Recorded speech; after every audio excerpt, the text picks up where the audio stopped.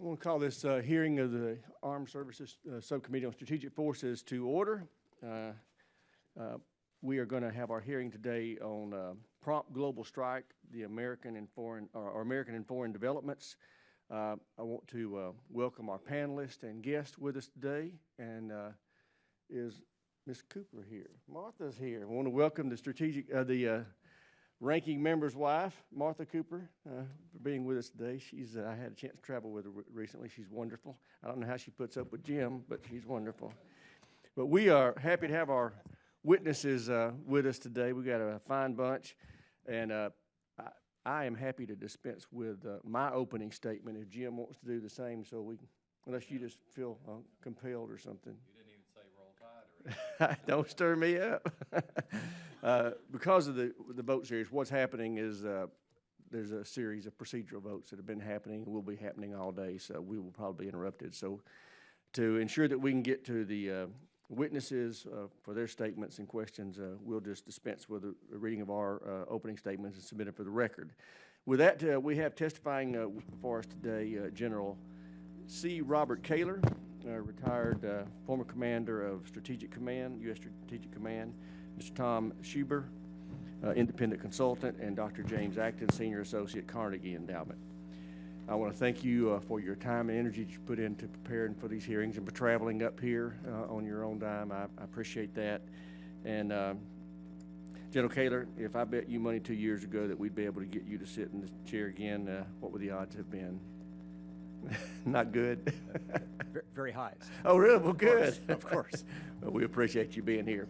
So with that, I will recognize General Kaler for his opening statement. Thank you, Mr. Chairman. Ranking Member Cooper, distinguished members of the subcommittee, I'm honored to join you today. With your permission, Mr. Chairman, what I'd like to do is submit my full statement for the record and then provide a brief summary now. Without objection, so ordered.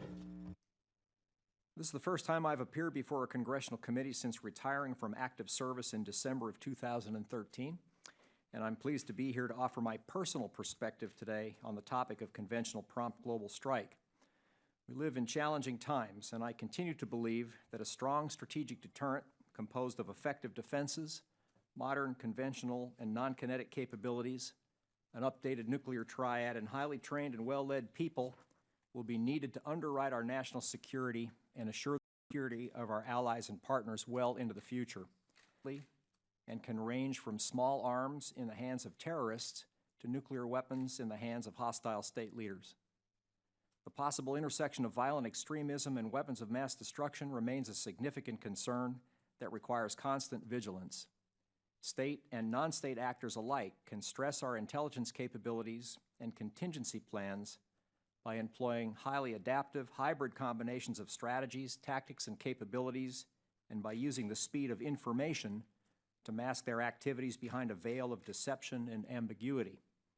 New capabilities like cyber weapons and unmanned vehicles are emerging, and familiar weapons like ballistic missiles and advanced conventional capabilities are more available, affordable, and lethal. I can't recall a time during my professional career when potential threats to our homeland were more varied or pronounced than they are today. The tragic events in New York on 9/11 and more recently in Paris, San Bernardino, and elsewhere remind us that we must continue to pursue and destroy violent extremists and their networks while remaining constantly on guard to prevent and respond to attacks from them.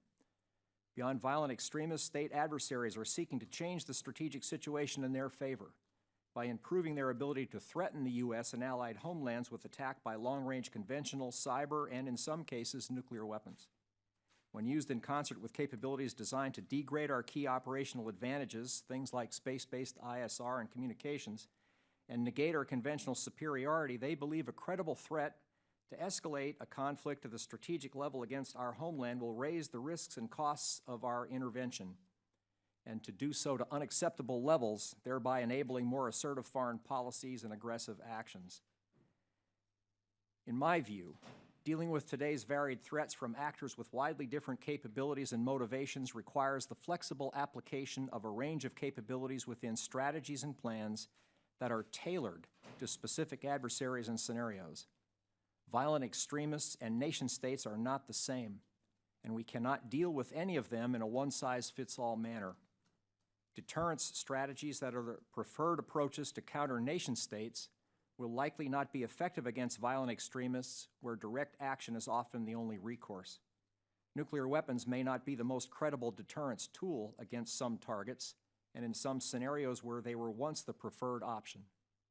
Therefore, it is increasingly clear to me that we must carefully match our strategies and plans to individual actors and deploy a range of conventional and nuclear capabilities that can either deter, if possible, or defeat them in multiple scenarios. The capability to hold at risk and promptly attack a subset of high-value targets with a long-range conventional weapon is one such capability. When I advocated for this capability while still on active duty in 2013 remains true now. Today, the only prompt global strike capability to engage potentially time-sensitive, fleeting targets continues to be a ballistic missile system armed with nuclear weapons. We continue to require a deployed conventional prompt strike capability to provide the President a range of flexible military options to address a small number of highest value targets, including in an anti-access and area denial environment. In my view, such a capability would both enhance strategic deterrence and improve our ability to react quickly in a time-critical scenario by providing the President with an option to promptly deliver a non-nuclear weapon against a limited but vitally important target or subset of highest value targets at long ranges. Such targets might be presented either by violent extremists, rogue, or other nation-states, could emerge in a day-to-day or conflict scenario, and would most likely be highly defended, be found in the most challenging geographic locations, or be mobile, perhaps all three. While it's impossible to predict with 100% certainty what these targets might be, it's likely that they would fall into several general categories. Those that pose an immediate threat to the U.S. or allied homelands, those that involve the imminent use or movement of weapons of mass destruction, those associated with key extremist leaders, or those that represent a critical node in an important system that must be eliminated early in a campaign. Such a conventional prompt global strike system would complement, not replace, other strike capabilities by filling a gap in the capabilities of both existing and planned systems. The analysis is simple. Traditional systems are insufficient if they cannot deliver weapons in an operationally relevant time frame, and in many plausible scenarios, traditional conventional forces may not be close enough or in a position to do just that. While 1 hour and global range do not have to be absolute criteria for CPGS, the need remains to provide the President with the means to strike certain targets quickly with a conventional weapon and in the face of the most challenging time and distance circumstances. Conventional prompt global strike is intended to prevent an adversary from using time and distance as a sanctuary. Over the last several years, research and development efforts on CPGS have highlighted both the promise and challenges of fielding such a capability. As many have pointed out, beyond the technical challenges, CPGS systems also raise policy, doctrine, and operational concerns that would have to be resolved prior to deployment. Additionally, important enabling capabilities such as ISR and battle management and command and control must also be addressed in order to field a viable operational system. The U.S. would also need to carefully assess the role of CPGS in strategic deterrence. While it is U.S. policy to reduce our reliance on nuclear weapons, I do not believe conventional weapons generally, and CPGS specifically, can serve as a large-scale replacement for nuclear weapons. Finally, I remain concerned, Mr. Chairman, about investment priorities. I'm mindful of the difficult budget environment you are facing and worry that a robust CPGS effort could delay or eliminate other necessary modernization efforts. In my view, CPGS cannot and should not take the place of the vitally important nuclear or other strategic modernization efforts this subcommittee has worked hard to help craft and support. While I believe there is a real gap in our ability to strike promptly at long range with conventional weapons, and that CPGS could definitely help close that gap, I would recommend caution as you consider elevating this need against others. Sir, I remain an advocate for CPGS as a complementary capability to enhance both deterrence and contingency response in the 21st century. But in this budget environment, I personally do so with a caveat. There are many important investment priorities that contribute to sustaining and enhancing our deterrence posture and ensuring our military people and civilian partners remain the envy of the world. A prudent CPGS investment profile seems to me to be a sensible way to preserve future decision space while respecting budget realities. Thank you again for inviting me to appear, and I look forward to your questions. Thank you, General. I think that's a reasonable and prudent caveat, by the way. You're having microphone problems. I'm having microphone problems. We've got somebody working on it. I just wanted people to realize that we are trying to get it fixed. So with that, Mr. Schieber, we recognize you for a summary of your opening statement. And we hope your microphone works. Chairman Rogers, Ranking Member Cooper, and distinguished members of the House Subcommittee on Strategic Forces, thank you for the opportunity to appear here today. As many of the committee members are aware, over the past 15 years, the thinking about the role served by strategic weapons and the collection of capabilities needed has undergone a significant transformation. This transformation in conceptualizing strategic force needs, plus newly available technology, has provided the catalyst for prompt global strike. Strategic capabilities are more than destroying adversary forces. They are, in general, capabilities that can affect the decision calculus of leaders of other countries in peacetime and can become game changers if used in wartime. General Kaler has certainly outlined the complex security environment we face and for which CPGS would be, in many cases, an important contribution. Long-standing national security goals remain important, and these goals include 4, which I'll address very briefly. 1, deterring adversaries from specific actions. 2, assuring U.S. allies and friends. 3, discouraging further military competition. And 4, should deterrence fail, limiting damage and defeating an adversary. PGS can provide unique benefits in each of these 4 policy goals. Of specific interest to this hearing today is a proposal to develop long-range non-nuclear strike capabilities as a supplement to, not a replacement for, nuclear strike. The potential scenarios requiring use of such a weapon are often the primary focus of inquiries such as the discussion we'll have today. However, if the late James Schlesinger were among us today and on the panel, he would insist on commenting that PGS would be used every day during peacetime and then only if needed in wartime. Let me explain briefly. Of the 4 policy goals, PGS could be helpful in deterring adversaries. In some situations, advanced conventional strikes such as PGS could pose a more credible offensive threat to adversaries than a nuclear threat. Uncertainty over just how the United States might respond to an immediate provocation without resorting to nuclear weapons would enhance overall U.S. capabilities for deterrence. PGS would also help assure allies. Allies in high-threat regions have expressed concerns about U.S. nuclear reductions and other military cutbacks, while at the same time they see their adversaries modernizing or developing nuclear and other WMD capabilities. From the perspective of allies, threats to them are increasing, and allies want to know how the United States will carry out its extended deterrence commitments to them to deter and defeat adversaries while limiting damage. Some allies may be reassured by the knowledge that the United States has a prompt non-nuclear strike capability should the need arise. And third, PGS can help discourage strategic force competition.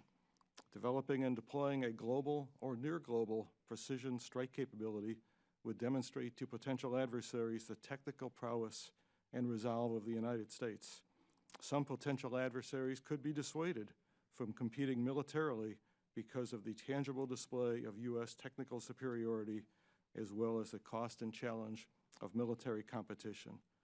And finally, should deterrence fail, to help and defend the United States and its allies, PGS can play a useful role. A PGS capability would provide one additional option for the President's consideration, a unique strategic capability that we do not have today. One or more PGS weapons could be employed promptly to degrade, disrupt, or destroy adversaries' capabilities which need to be neutralized promptly, and for which other options would not be timely and effective. Those who argue against developing prompt global strike would foreclose such an option from those available to a future president. In my written statement, I have addressed these issues in greater detail. With your permission, I ask that it be made part of the record, and hope that this material is of use to the subcommittee as it considers the need for prompt global strike. Thank you, sir.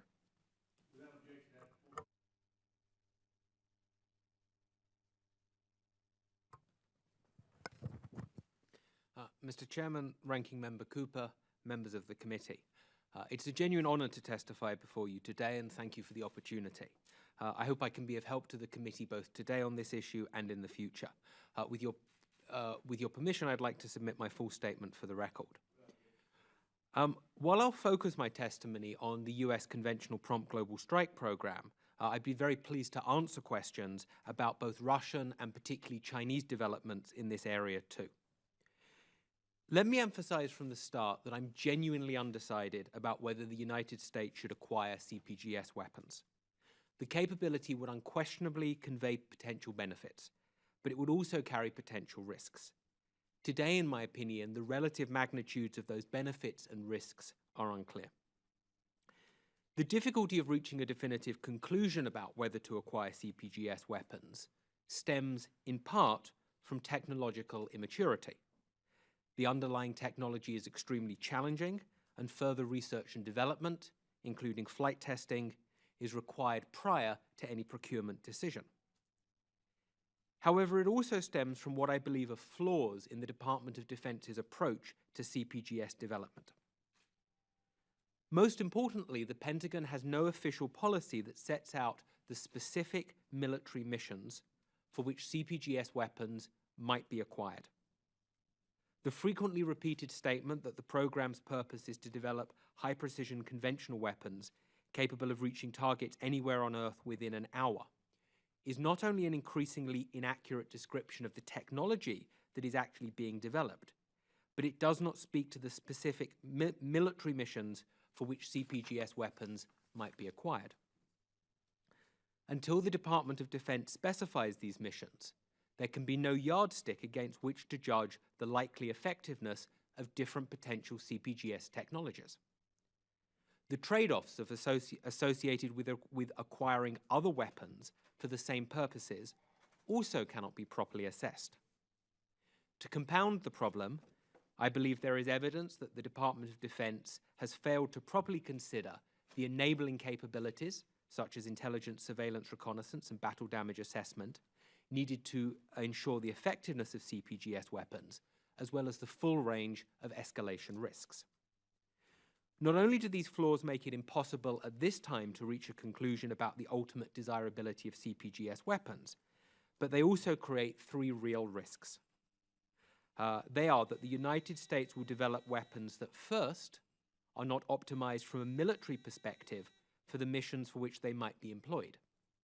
Second, are not the most cost-effective way of prosecuting those missions. And thirdly, unnecessarily exacerbate escalation risks with Russia and China. Fortunately, I believe there is still time for a course correction by the Department of Defense, and in my written testimony, I suggest how the department might proceed. Thank you for your attention, and I yield the balance of my time. I thank all the witnesses for their opening statements. We've been called for another vote. It's just a one procedural vote, so we will recess for about 15 minutes to go and cast that vote and come right back. I apologize, but I'm not running the trains around here. With that, we're in recess.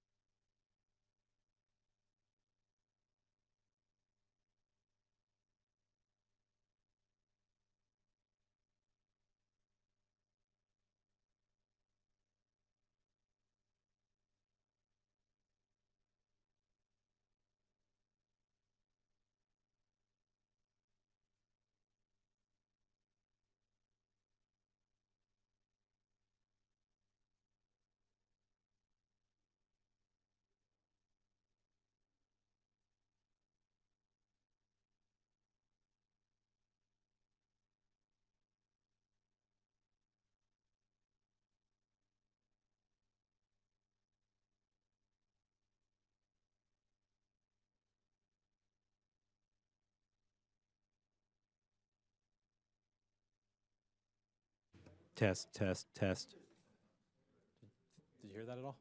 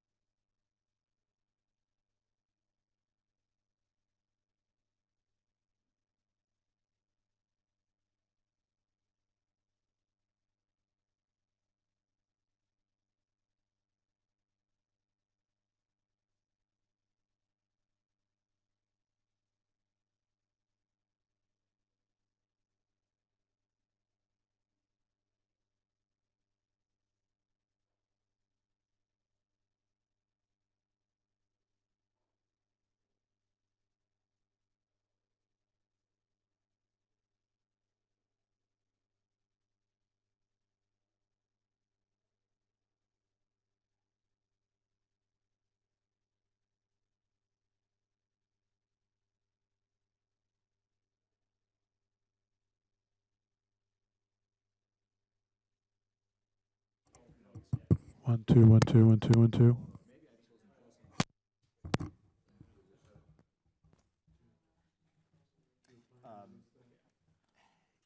know, some of the Test, test, test, test. keeping everybody. I think is also good. Sure. Plus, there's so little hardcore strategic expertise that if you don't try to help folks come along, I think Harry Welch, unfortunately, is not going to be around forever. Yeah. He's not going to be interested in being around forever. Not that he's going to disappear, but He said recently that he's going down to 4 days a week. So. Yeah, right. Yeah, right. No, I mean I agree. We were just convincing back there about the focus on the pro strategic forces, strategic deterrence side. Right. Either be in government and can't say anything, or under obvious restriction. Advisory panels, therefore. 1 2 1 2 1 2. Discussion. So.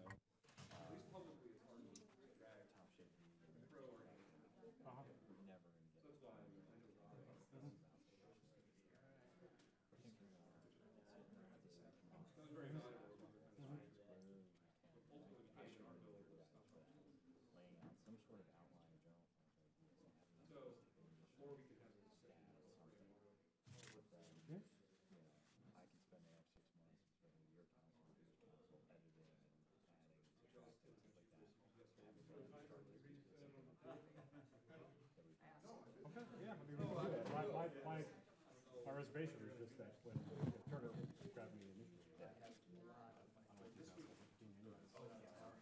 So I just wasn't, And I think I've gotten him comfortable with the as far in advance as you there's nowhere to look at that. More likely is that we did a nuclear deterrence conversation. Somebody off the hill to ghostwrite the entire report. no, I mean, not without some Recognition, yeah. And it's got to be confirmed. And these reports too, the legal things. One of the things I want to do is bring in. Yeah, I got the you baby one. Yeah. So I'm thinking task them with the draft and maybe fire the voter law down. And maybe at the end of the day, we're going to get a 50% solution. Yeah, I mean, does that make sense to you, honestly? it does. My caution is I'm just remembering law school, and the person who has the pen, there's a lot of power there. If we give them the first pen, there's nothing that says Turner can completely rewrite it, I suppose. It's completely his thing, right? Under your understanding of like what we did, I mean, it's completely his thing. It's whatever, it's his name. He gets to do whatever he wants. If it ended up being a complete disaster, we don't even have to publish it. Yeah, I mean, there's enough people who would want to help and contribute, a couple of hours of their time to help clean something up. Testing, 1 2. Sorry, it's better if we're going to be doing this sort of pro bono assistance.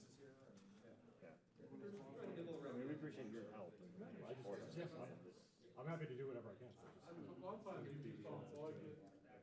Turner's caution, but if you guys run the traps on trying to get outside support, which is not going to happen, then those are your backs. And he even said yesterday on Monday, we can get them to start a draft and stuff like that. I think that's what we've got. He's not going to be here tomorrow. You know that? No. He has to go back to Ohio for a funeral, so you guys are going to have a meeting. Okay. You mind? No. Okay. David, right? Yeah. I'll be there. You say Hugh? No, David. It's Hugh on the Hill tomorrow. Okay. So I got to do wonderful job. Without thoughts. Yeah. That staff that gets to walk into his office. Hey, I'm here. Yeah. Got it. Okay. 1 2 1 2 1 2.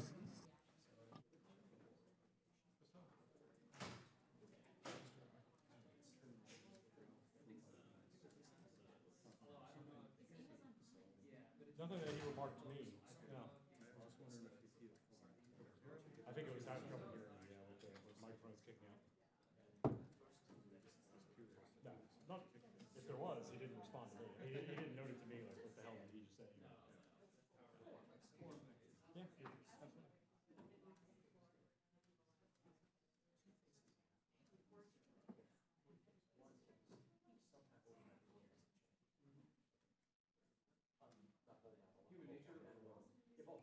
One, two, one, two, one, two, one, two, one, two, one, two, one, two, one, two, one, two.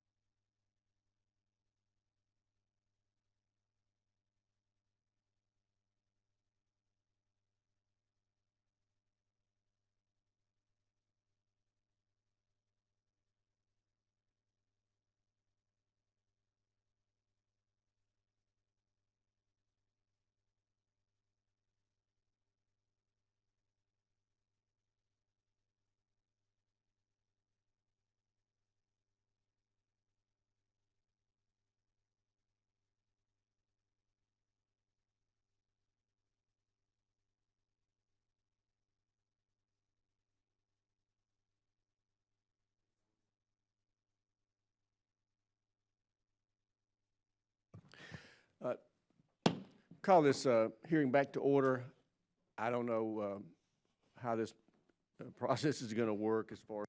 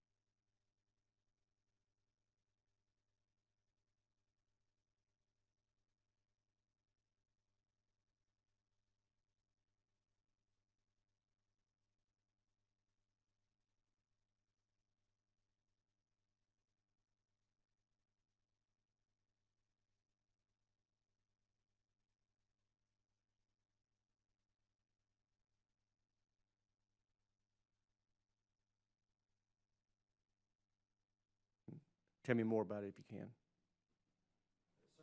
I'll just offer a quick comment and then defer to my colleagues here if that's Sure. okay.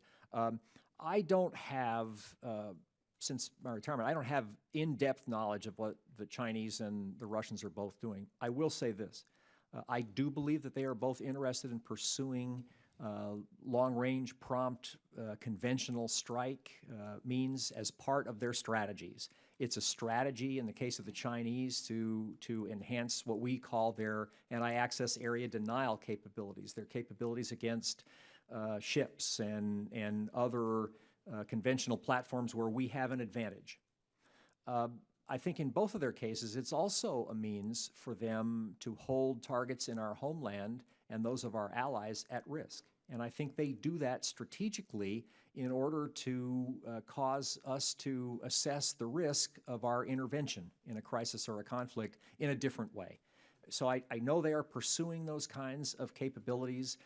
It isn't quite clear to me, and I know you're receiving a briefing a little bit later here on a classified briefing that'll get into that more deeply. But I do believe they are both interested in those kinds of capabilities, and I think that they're pursuing R&D efforts to try to bring those capabilities to some level of decision point where they can decide on deployment.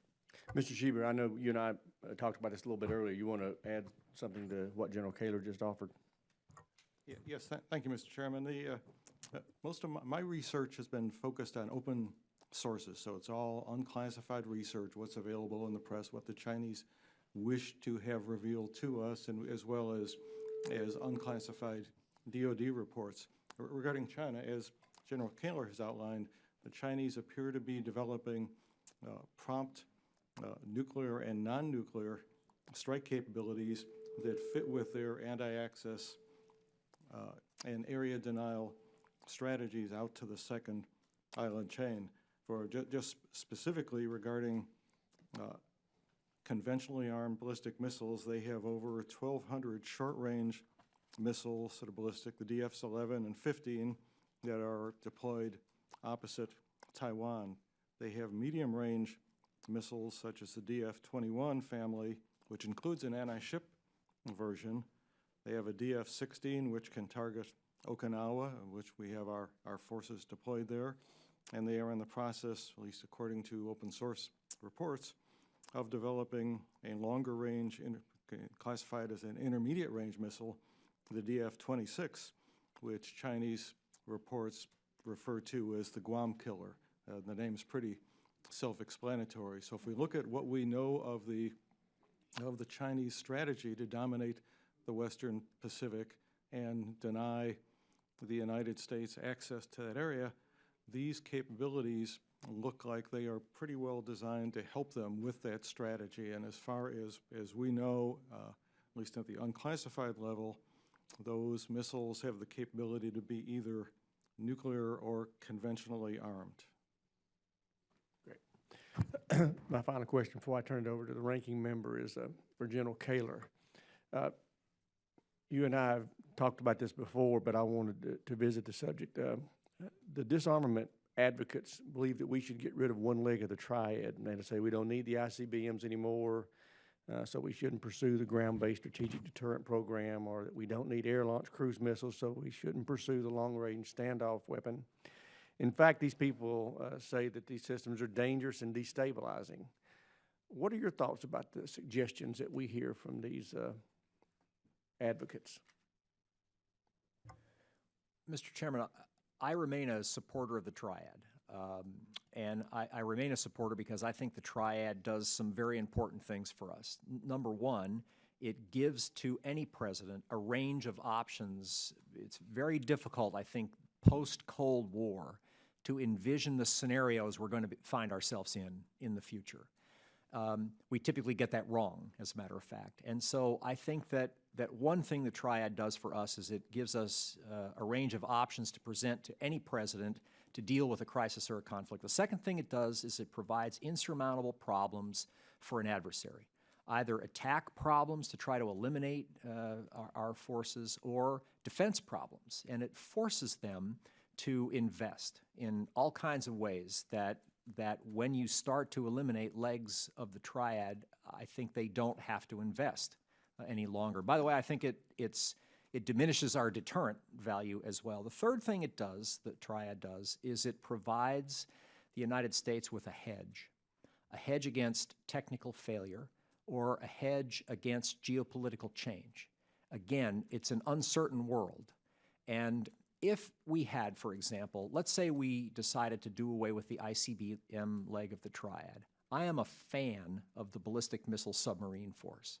The Ballistic Missile Submarine Force, and by the way, when New START is finally brought into full force, most of our deployed weapons will be aboard submarines. That works this issue about survivability of the land-based ICBM force and whether or not we're in a use or lose kind of a scenario. We've taken steps to avoid that. But having said that, if without the ICBMs, we are one potential technical failure in either a ballistic missile system or a warhead away from having no ballistic missiles. And while we would still have nuclear-capable aircraft, those are not on alert on a day-to-day basis. We would be putting a future president in a position of having to make that decision as well. I think for hedge purposes, it makes sense to retain all three legs. And finally, I think it's been cost-effective. So, yes, we need to be mindful, I believe, of the concerns about stability and ambiguity and those kind of things.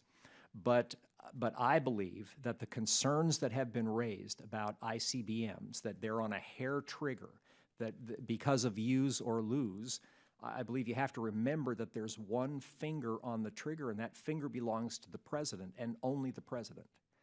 The second thing I think you have to remember is the use or lose issue is not the same issue today as it was during the Cold War. There are additional nuclear adversaries potential adversaries beyond the Russians. Only the Russians can threaten the ICBM force in total.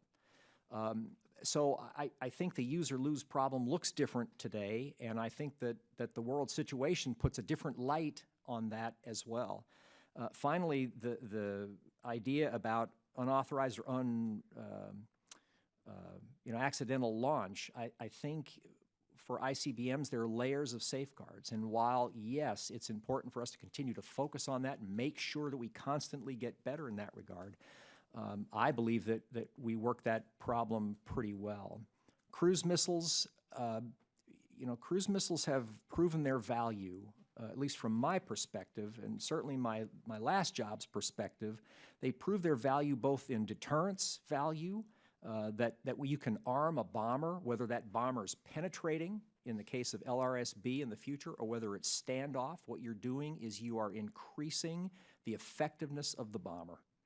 And to me, there's tremendous value in being able to do that. When you look at the land masses that are potentially involved here, even a penetrating platform benefits from having a longer range missile, that it doesn't have to get close to the target area if it doesn't want to, or it can hold multiple targets at risk at varying ranges while it's penetrating. I think there's tremendous value there for deterrence, and there is no question the combat value we have gotten out of using hundreds of conventional cruise missiles. So I don't understand some of the argument here about why we shouldn't go ahead with a replacement for the Alchem. To me, it makes all the sense in the world. It makes even more sense if that replacement for Alchem eventually becomes dual capable. And then I think we've done exactly what we've done with the air-launched cruise missile. I do not believe that we are changing either the stability or the ambiguity issues here. These are issues, when we use B-52s today, I'm taking too much time, but when we use B-52s today, we use B-2s today, and we've only ever operationally used them, thank heaven, in conventional modes. And we've been able to work the ambiguity issue when a cruise missile lifts off a surface ship, or when it drops out of a B-52 Bombay, or if it comes out of an SSGN. No one believes that we've just launched a nuclear weapon.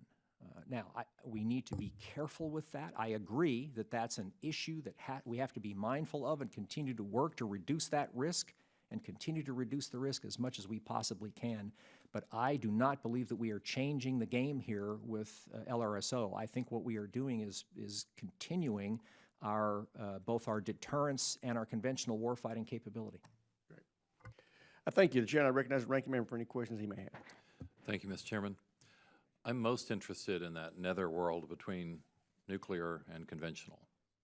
And we probably can't call it conventional anymore, since hypersonic weapons are stretching the limits of conventionality. So maybe we should say nuclear, non-nuclear. I think everyone agrees that due to the speed and precision of these conventional warheads, they can have a devastating impact on the target. I think we can also all agree that many poorer nations are encouraged to turn nuclear because that's a more affordable way to get devastating capabilities, because they have less hope of achieving a hypersonic capability. So I was interested in Mr. Acton's book, Silver Bullet, when he talked about how even our bunker buster bomb, the massive ordnance penetrator, can go a certain depth, but these things can go probably twice as deep due to the speed and precision. So it seems to me to be an interesting inflection point for the world. Several leading nations are pursuing these weapons, but we don't know quite how to classify them. And the chairman has pointed out that we've been kind of slow developing them given the lead time, and I hope we can get to the bottom of that in the Pentagon. But it's, to me, it's a fascinating category because they're not nuclear, but yet they have super capabilities. And they tempt other nations to do some like extreme reactions. Mr. Acton also noted that the Putin comments 5 times in the last recent years, he seems to pay particular attention to these because the potential for these weapons is remarkable. So I'm hopeful that we can develop the capability and do so in a sensible way that does not exacerbate the difficulties in the world that we have already. I would welcome comments from any of the witnesses on this. Am I off base in classifying the weapons these ways? Is not really conventional, but certainly not nuclear.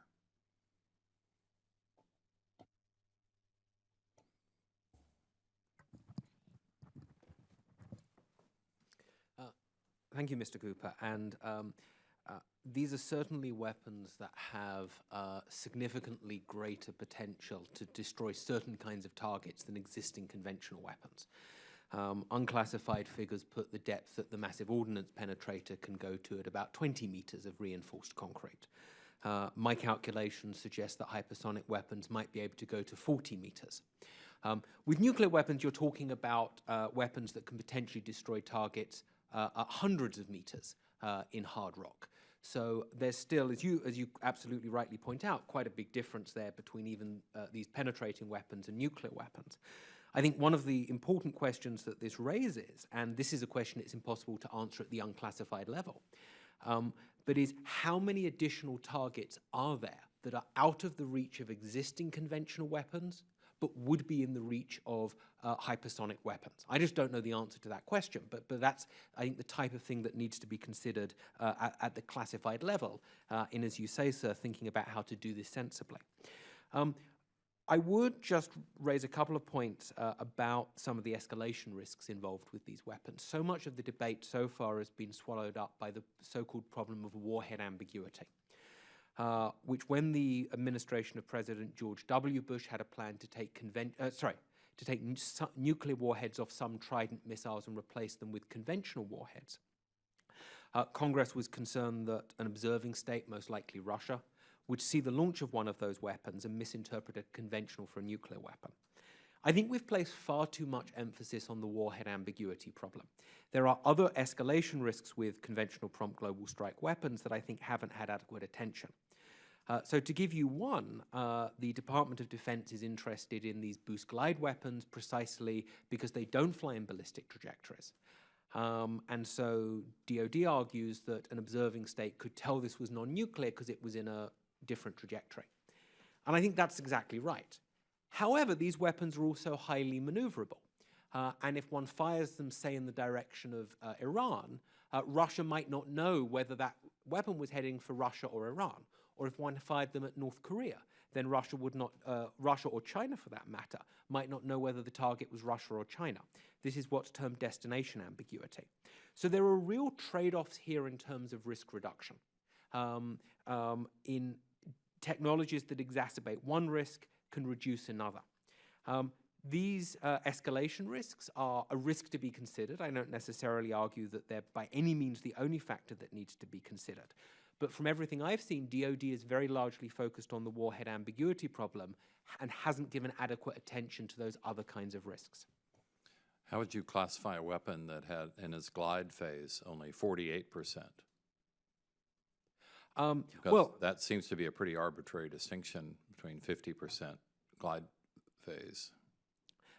I'd make 2 points there. I mean, the distinction comes from arms control definitions, where if a weapon is ballistic over the majority of its trajectory, then it's deemed to be a ballistic missile.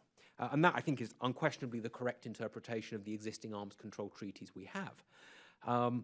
The extent to which that mitigates ambiguity problems, though, I think is more of an open question. But what I'd say is, another issue with DoD's argument is that if you're Russia, you would see the launch of a boost glide weapon if you had a satellite in the right place looking.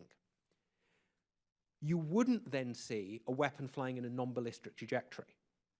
What you'd actually see is nothing at all after the launch, because boost glide weapons fly at too low an altitude to be detected by early warning radar.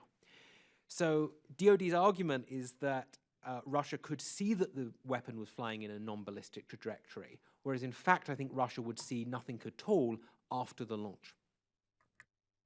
Thank you, Mr. Chairman. In view of the shortness of time, I yield to other members. Okay, thank you. I'll ask a question or two and then turn it over to my colleague in California, depending on when we have to go vote here.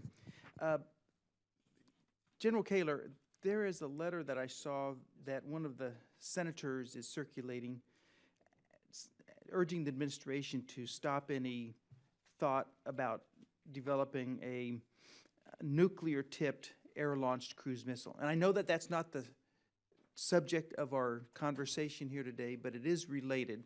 But I realize it's on the other side of the bright line between conventional GPS or PGS, and this is on the other side. This is nuclear air cruise missile. But it's important because that letter's circulating, and yet when I see what the President certified when he addressed the Senate on the New START Treaty back in the year 2011, among other things, he certified under point 3 that he intended to modernize or replace the triad of strategic nuclear delivery systems, which is a heavy bomber, an ICBM, et cetera, and an air-launched cruise missile. So the President in the past is on record saying that a nuclear-tipped air-launched cruise missile is part of our strategic deterrence. In light of that, would you agree or disagree with a letter urging the administration to drop any development of an nuclear-tipped air-launched cruise missile? Long-range standoff, let's say. Sir, I continue to support the need to have a nuclear-capable air-launched cruise missile that would be a replacement for today's ALCM.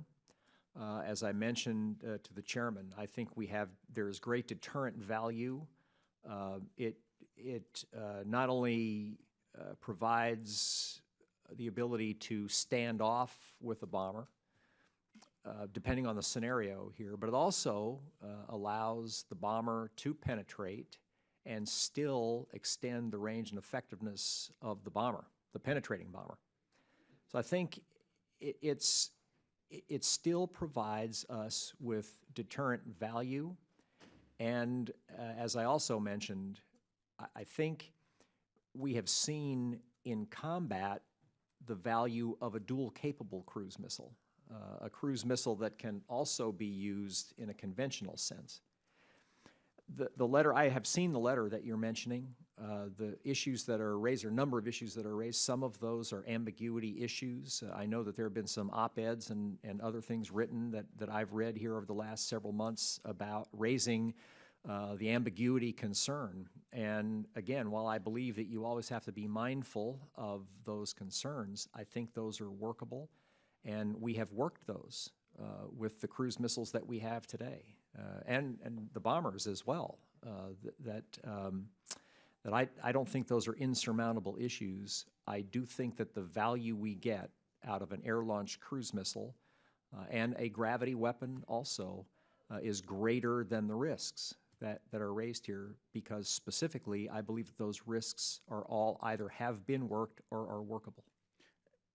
And in response to that, one of you, maybe it was you, General Kaler, had said that every time we launch a Tomahawk cruise missile from the Persian or Arabian Sea or something like that, the Russians or Chinese don't have any confusion about what's going on. You know, that is strictly a conventional armed cruise missile. Why do we have that situation today? Well, number one, I think it's scenario dependent. I mean, they don't believe that we're shooting at them, one. So I take Dr. Acton's point here that if a conflict involves Russia or China, I think you would have to be mindful of those concerns. I think you work those in advance. I think you work those with the way you deploy these weapons. I think you work them with the way you test them. I think you work them in a lot of ways. Because I believe that you would have this issue in multiple ways. You will have this issue with the B-2, by the way. If we are involved in a fight with either Russia or China, I think today we would use the B-2 in that kind of a conflict. The B-2 is dual capable. I think those issues have been around for a long time about a stealthy platform and whether or not it would be carrying nuclear weapons, whether they would know it, et cetera. But I think that our operational behavior with B-2s has done something to help alleviate those concerns, and I think you would have to work those concerns here as well. Okay, I'm going to turn the gavel back over to the chairman, but lastly, General Kaler, so you would disagree with the letter I read earlier? I do disagree. Okay, thank you, and I yield to the chairman.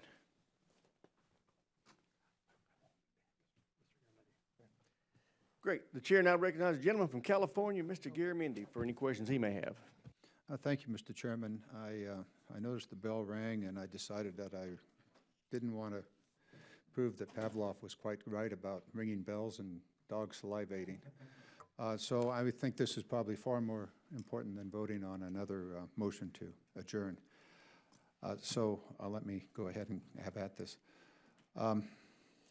General, your point about ambiguity in the cruise missile thus far and the B-2 bomber thus far, not creating a problem in that Russia or China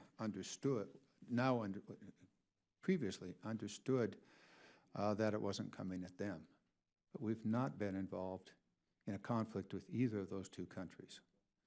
Now, in a conflict, and you were getting to this with at the end of your last comments, in a conflict with those countries, when their doctrine is one, at least Russia's doctrine, is one of escalate to de-escalate, I think we have a completely different situation in which the ambiguity level significantly increases.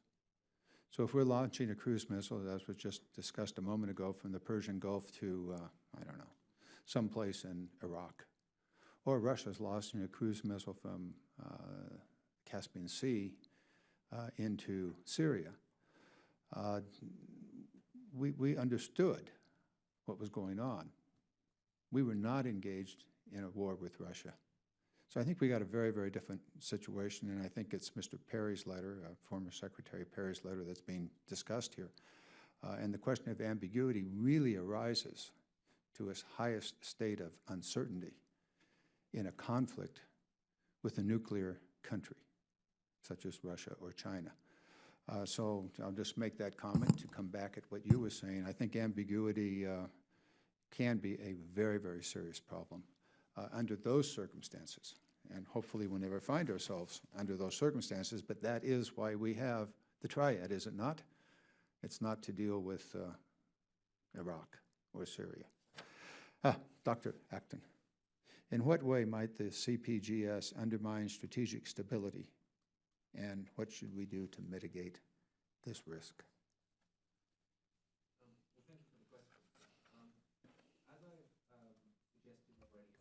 Mr. Acton, is your microphone working? I'm sorry. Sorry, Mr. Chairman. as I suggested already, there's a series of different escalatory risks that I'm concerned about. There's been a lot of focus on warhead ambiguity, which is not my major concern, unless, as you rightly point out, we're in a conflict with Russia or China. There's destination ambiguity, uncertainty about where a CPGS weapon will land. One has... Excuse me, and that's because it can be redirected in flight. Because it's inherently maneuverable. Because with a ballistic missile, from the moment the motor burns out, you can predict where it's going to land. With a CPGS weapon, because it's maneuverable and can be redirected in flight, you don't know where it's going to land. You have crisis instability. So Russia, I think, incorrectly believes that the United States wants conventional weapons in order to attack Russia's nuclear weapons, but I think that belief is genuine. And on Russia's part, the belief that the US might preemptively attack its nuclear forces could lead Russia to use nuclear forces first. I have two suggestions about how to proceed. The first one is I very strongly agree with General Kaler that this is a problem that needs to be worked. The Department of Defense has only focused on warhead ambiguity to date. And I think that the first thing it should do is focus on the full range of instabilities. It should red team those instabilities, create models of how those instabilities could arise, and factor those instabilities into planning decisions. Secondly, if the US does decide to go forward with conventional prompt global strike, I think cooperative confidence building measures, things such as launch notifications, mutual inspections, are likely to be much more effective than the unilateral measures that DoD has placed a focus on to date. General Keller and Mr. Scherer. Mr. Scherer, you seem to want to have at it, so why don't you go first?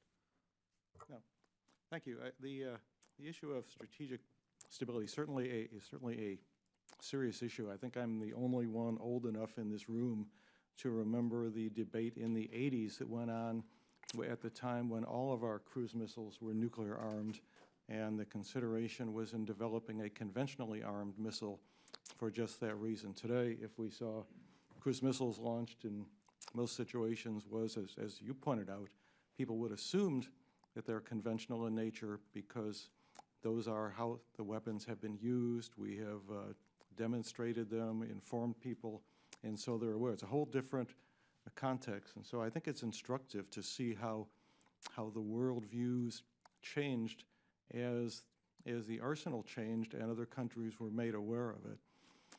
Regarding strategic stability and the potential for misunderstanding, it is certainly a topic that is serious, and the National Academy study reported out in 2008 found conclusions similar to other studies that have been conducted by the Department of Defense, that while a serious issue is a variety of measures, and Dr.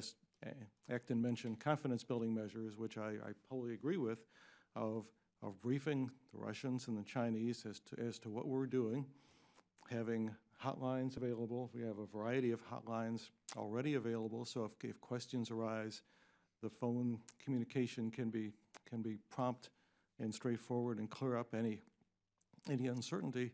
And both the National Academy study and a variety of DoD studies concluded that they believe that these series of measures would be sufficient to keep the risk of any misunderstanding very low. Now, certainly you can never totally eliminate that risk and be given that humans are involved, but that there is a variety of material on which we can already draw and then build upon to resolve the nuclear ambiguity strategic stability issue. Thank you. I'm out of time. Thank you very much. If you need a few more minutes, go ahead. You and I are it right now. Very good. General. Well, now the ranking member came back. Go ahead, but still go ahead. Go ahead, John. Yeah. I agree with what's been said. I agree with your point as well, that this is an issue that you have to work. And the point about Russia and China not believing that we are launching a nuclear-armed cruise missile today if we use one in combat is situationally dependent. I concede that point as well. But What I also know is that now I can't tell you the first time we used a conventional cruise missile in combat. Certainly in Desert Storm, we used them. So let's just say for 20 years or 20 plus years we've used them.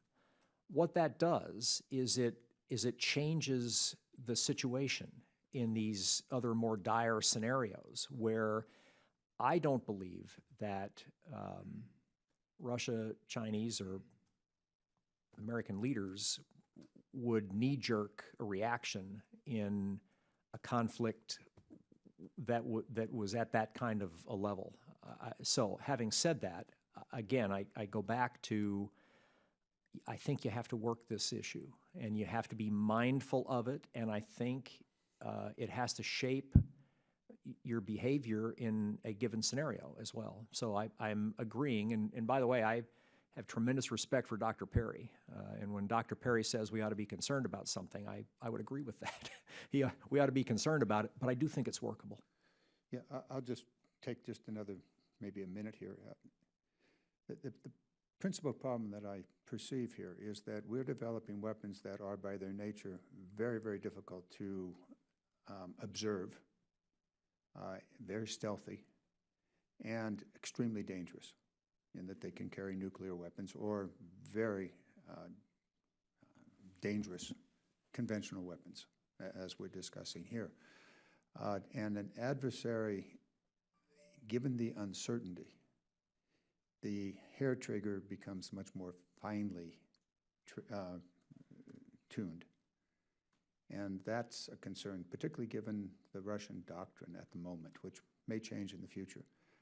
We're headed down a path that is, I think, increasing the danger and creating a new paradigm for which we are, by the conversation here, not prepared for.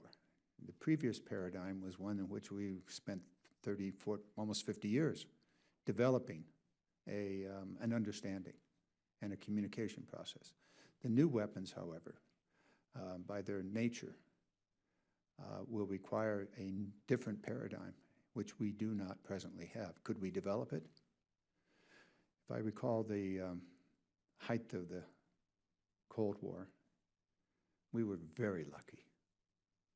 And perhaps we were very good, but I suspect more so we were lucky. And that's my concern. Thank you very much for the time, Mr. Chairman. I thank the gentleman. General Kaler, you and I have talked about this before, but I'm real concerned about the saber rattling from Russia. And couple that with this recent disclosure of an autonomous underwater giant nuclear weapon is deeply troubling to me.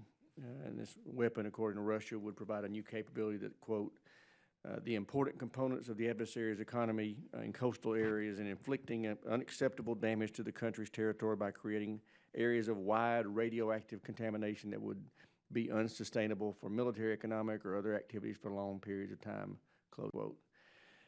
You put this together with their public, what we know publicly about their military doctrine, and it's of concern to me. What do you make of this, and what does it tell you about their mindset, Russia's mindset? Or do you have an opinion? Well, my opinion now, Mr. Chairman, is sort of shaped from being on the outside looking in. But I think, and I haven't spoken with any senior Russians lately, so I can't speak for them. It looks to me as though they've got two objectives here. One is to remind us and NATO and the world, really, that we have to take their concerns into account. And I think the second is as part of a broader strategy to try to change the strategic game here. I think that they want to make sure that they can remind us that they are holding us at risk and that they can do so with conventional weapons, now long-range conventional weapons. You know that in Syria they launched long-range cruise missiles off of surface ships and off of Tu-95s here not so long ago. So I think they're reminding us that they can hold our homeland at risk in a variety of ways. And as a result, are reminding us that us getting involved in things or acting with impunity, the risk is too high. But what troubles me about this is, I think it smacks of returning to a Cold War kind of an approach here that maybe I naively had thought we were past all of that. So while I can understand why they would do this, what concerns me is if this is real security concern on their part, that they are vulnerable somehow, then I do think you begin to get stability concerns. And so I think that's what troubles me as much as anything else, is that if someone said once, and I don't know who said this, or I would give them credit for it, I didn't, but someone said this and it stuck with me, that insecurity begets instability. And so the flip is security begets stability. And so if they are insecure, fundamentally insecure here, then I think that's a concern to me in trying to come up with strategies for how we deal with all of that. Thanks. And General, we've talked about hypersonic boost glide programs. I want to call your attention to the monitors, the TV monitor we have up there. This is an unclassified slide that we've been provided that shows French cooperation with a Russian arms manufacturer to develop hypersonic boost glide capability.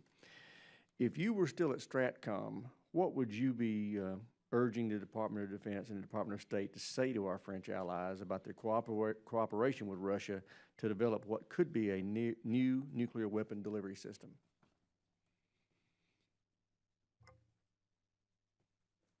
I think with any tech transfer kind of an issue, I would hope that the United States would express its concerns to anyone out there where technology transfer is an issue. We have some pretty strict technology transfer laws and processes and procedures, and I would be hopeful that we would express our concerns as well. I am not overly familiar with this. I see the chart. I am not overly familiar with this, and so I would hate to make a blatant statement about it, but I would just say in general terms, I would be concerned about technology transfer to any potential adversary, and whether Russia is an enemy, I think, is open for some conversation, but I would be very concerned about technology transfer to any of the potential adversaries. That is all the questions I have. The chair recognizes the ranking member for any questions he may have. All right, well, it looks like we have reached the end, and I thank the witnesses very much for their patience and for their contributions. It is very helpful to this committee. And with that, we stand adjourned.